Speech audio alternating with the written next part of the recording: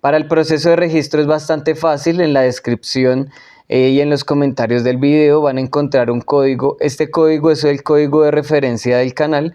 Simplemente es como para apalancarse poco a poco para realizar nuevas inversiones con más capital, ¿cierto? Entonces cuando le damos clic ahí nos va a llevar a una página para el proceso de registro. En este momento me sale en inglés, posiblemente a varios les vaya a salir en español porque se maneja tanto el inglés como el español en idiomas principales.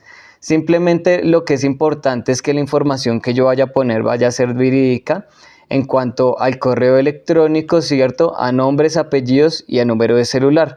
Como les decía, para el código, si quieren añadirlo, simplemente pues le doy acá donde dice que tengo un código de referencia, ¿cierto? Y aquí me lo van a dejar poner.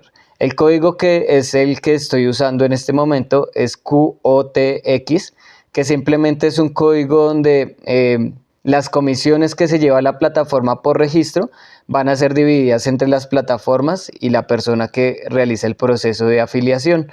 Adicional a esto, pues simplemente se aceptan los términos y condiciones y pues se registra la cuenta. Cuando ya ingresamos a la plataforma, nuevamente podemos ver en la parte superior lo del idioma. Entonces aquí simplemente le voy a dar clic, ¿cierto? Y voy a poner el idioma en español. Lo que me gusta es que hay digamos que un asesor personal, por decirlo así.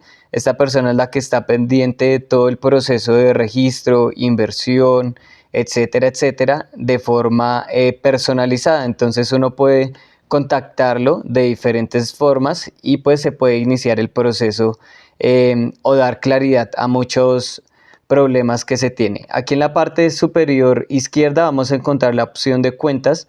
Entonces tenemos la opción de abrir cuenta, cuenta de trading o cuenta demo, ¿cierto? Tenemos toda la parte de inversión en acciones o copy trade. Adicional a esto, la parte de administrar cuentas, que es crearlas, cambiar contraseñas, cambiar apalancamientos y pues el historial de cada cuenta.